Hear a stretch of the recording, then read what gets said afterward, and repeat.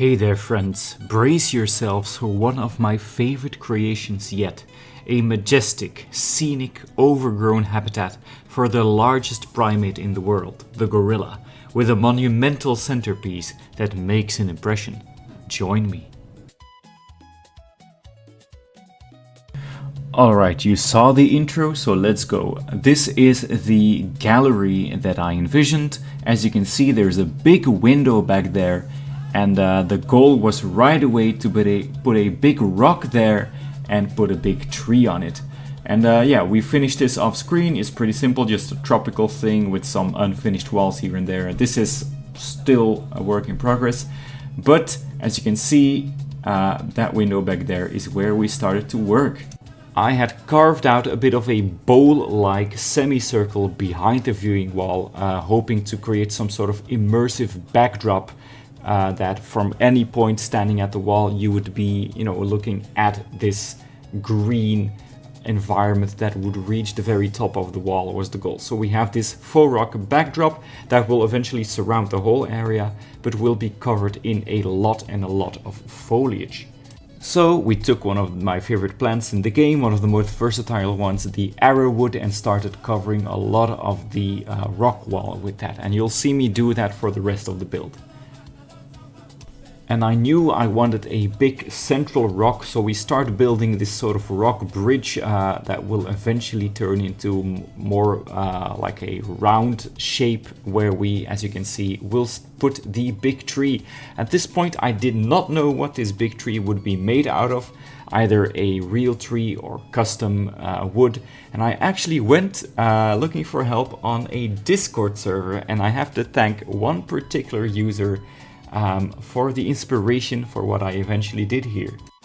None other than Wyatt Andrews Workshop, an absolute legend of the Planet Zoo YouTube community, suggested to take the umbo tree, as I'm doing here, and then to turn it upside down. And as you can see, it looks absolutely amazing.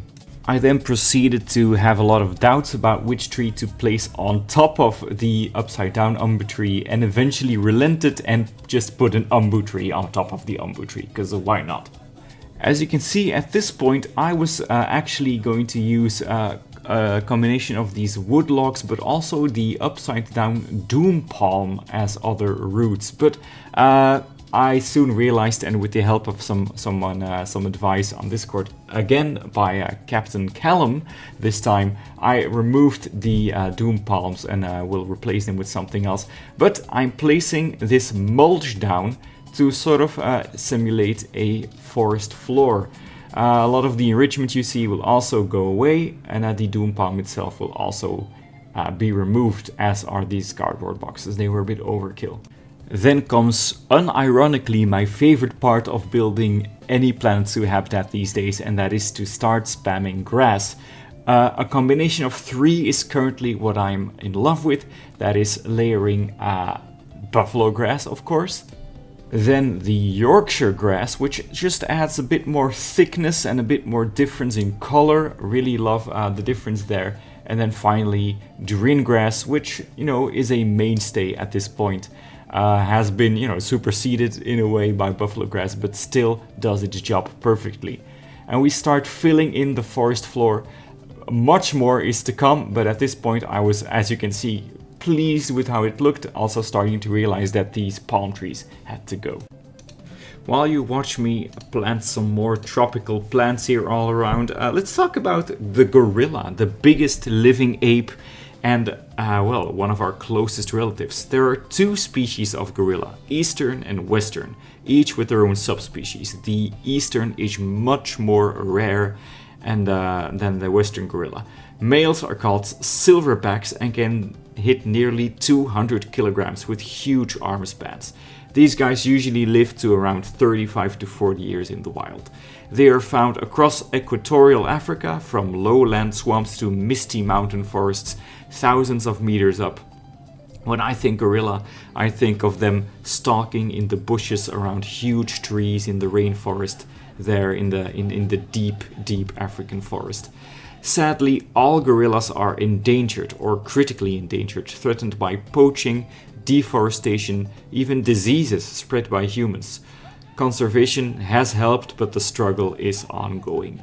They live in family groups led by a male, as I said, they call them silverbacks. They knuckle walk, which is an interesting way of locomotion. They build fresh nests all over the forest floor. These aren't the most climbing orientated primates, so they're pretty much forest floor dwelling. They communicate with grunts, with chest beats and body language. Even though they look the part, they're not necessarily aggressive or violent. They just pretty much are all about showing off. Not that they're not strong. They're obviously very, very powerful and intelligent animals, but not as, crazy violent as you might imagine or might have heard in some stories. They share up to 99% of human DNA. They are known to use tools in the wild. They have unique fingerprints. In short, these guys are very much like us. So let's talk about what's been going on in the build. As you see, I realized that I needed more space for this build to really breathe, so I expanded it to either side and built a bit of terrain difference here to the left side of the habitat, and just started making sure that the edges look nice with rocks, with the bushes here. And this side was deliberately kept as a forest. I probably am going to look up online how to build like these tree guards around the trees, but this left side of the habitat is a forest. It doesn't have climbing frames, it just has a lot of plants, and you will see also trees over there. The other side will have a sort of humble climbing frame, and that is because generally gorillas, as I said, they don't climb as much, and that's often reflected in the climbing frames that are built for them in zoos. So yeah, I almost had placed a climbing frame there. I deleted it and placed these marula trees there, and I had to do it. Just one umpingo tree also is in there, because you cannot build in this zoo apparently without putting an umpingo tree in there, and it looks great. More plants keep getting added. I'm adding blue stem grasses to add some more differences in color and height. I've also added the triota grass, but just the tips of them, so that it looks like this interesting like white grass. We take this nitraria plant, the flowery version, to also add some life and color, especially to the very, very lush foresty area to the left. Alright, and we then proceed to carve out the right side of the habitat, and I knew right away that this part would be less lush and focus on a very simple rudimentary climbing frame. And the climbing frame, as I imagine gorillas are a bit heavier, a bit less prone to a lot of climbing action, so the climbing frame is rather more humble, more sturdy, as you will see. And it in general, I didn't want it to detract from the big visual spectacle that is the tree in the middle. So I didn't want to intrude on the tree in the middle, because from any way you look at it, it is clearly the central aspect of this habitat. And in fact, I imagine, although the gorillas can not use every root to climb on, I imagine that if this was a real habitat, that they would absolutely climb all over and through those roots, and probably up into the tree as well. Perhaps the tree would be a fake tree just to accommodate the frequent use of the gorillas. So you see me spamming a good old arrowwood once again, and we'll just go through the motions here and add a whole bunch of tropical plants. Yeah, and at that point I got distracted and decided to place some enrichment here on the left, this box, this puzzle box for them to play with. Didn't want to put it too close to the glass because I already had enrichment there, and it did distract from the tree once again. The tree needs to be the main draw. When you walk into this building, you need to look at this cool tree. And I don't want anything else to distract you until you get closer to the glass and it is revealed to you that both to the left and to the right there is much more habitat present. As you can see, at this point we have built two simple platforms, one lower one over there and one behind the tree, And I've also added these logs for the gorillas to climb on and traverse the habitat in a comfortable way. And they actually use it fairly frequently. And then I knew that the time had come to build the climbing frame there to the right. I'm not an expert in doing climbing frames, so I was kind of postponing it, putting it off. Although the one I did for the bonobos was kind of nice. So at this point I was just zooming around the habitat, enjoying the view and trying to come up with a good climbing frame. And I hope you like what I did. So let's jump into it. So climbing frames have generally been unfamiliar territory for me. A lot of the climbing frames I've used in all of my zoos, including the ones off screen, have been blueprints or just very basic things. So building it for myself has been a challenge, but I've been learning in the previous episode, in this one, and learning from other builders who've even helped build in my zoos. So I'm not going to say this climbing frame is exceptional, but I will say is that I'm proud of it because I made it myself, right? So I wanted the general principle to be that it is lower when it's closer to the guests and higher when it's farther away from the guests, so that nothing is obstructed. And I wanted it to have a platform and then this sort of suspended ropes, tire swing, excuse me, with ropes extended to it to sort of resemble like a fake tree, to mirror the tree to the left and mirror its root structures. And you will see me eventually adding these more organic root structures extending from the climbing frame into the grass below. And that's the whole deal really. And then just like a second platform, I believe, up top. And that's it really. There's nothing crazy going on here. The gorillas use it every so often. Perhaps I've done them dirty by not including more climbing frames than this.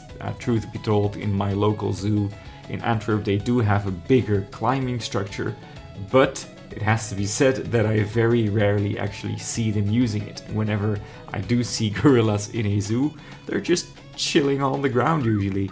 The few times that I've seen them climbing something, it has been these very sturdy, almost like treetop houses, more than I don't think I would actually see them using ropes like this.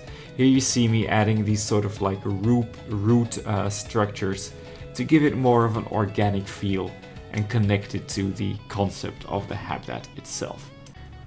As you can see, I compared it sort of to the tree itself, wondered if I could add much to it. I do add a little bit to it eventually, but I think I learned a bit about climbing frames, and I think with the chimpanzee, who is next and who is looking to be the final primate to be added to this section at least, I'm going to try and build a much more complicated and more, eclectic and probably kind of a bit more less natural and more industrial climbing frame. I can't promise anything, but I want to try something different from the one at the other end, and it will have a very cool sideline that I'm eager to reveal in the future.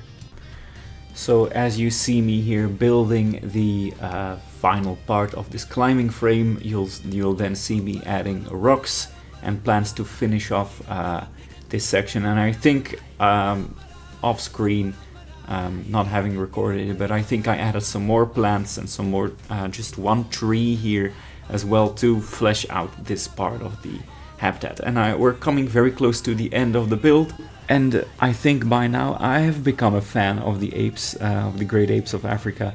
I wasn't for a long time, but I think in really sitting down and focusing on making something lush and tropical and exciting for them, I've gained a new appreciation for them. I think the gorilla model, I'm using the remaster, the model isn't exactly as I would hope. I think especially the females look a bit too bulky and similar to the males, whereas I feel like when I've seen gorillas in captivity, the females are often just clearly smaller.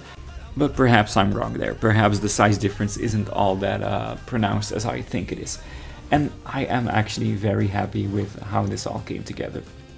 The future, as I've stated before, of Bollo Bollo is looking very exciting. We are coming at the very end of what this zoo still has to offer. Unless some crazy African animal mods are still released, we still are planning for a very large African elephant habitat, which will interact with the chimpanzee habitat. You will see me build for the chimpanzee, of course. You will see me build for the African lion. That is, talk about postponing something. And then we are pretty much done with Bollo Bollo. And would you look at that, I am so happy with how this came together. The way this looks when you approach the big glass wall is just stupendous. And trust me, I've been looking at this habitat ever since I completed it. Kind of in awe with my own skills that I've developed over time. I'm really proud of myself this time. I hope you are too. So yeah, I'm just going to leave you with these final images and music to listen to. I will see you next time when we build the chimpanzee habitat. I hope I can make this as good as this one. And thank you for watching. I'll see you next time.